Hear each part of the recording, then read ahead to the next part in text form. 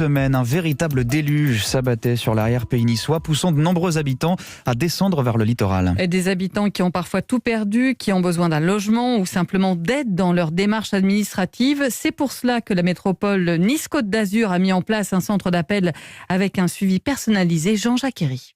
Dans la pièce, 2 volontaires de la ville de Nice, chacune face à un téléphone.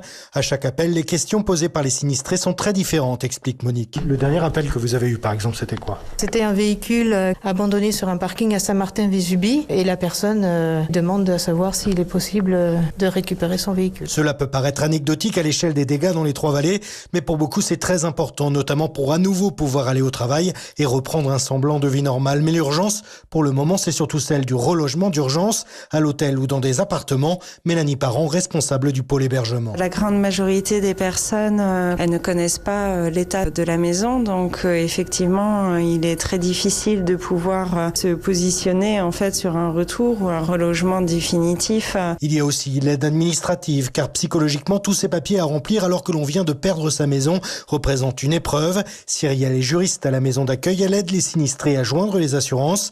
Elle leur explique notamment qu'ils ont jusque samedi prochain pour faire leur démarche de sinistre après l'arrêté de catastrophe naturelle.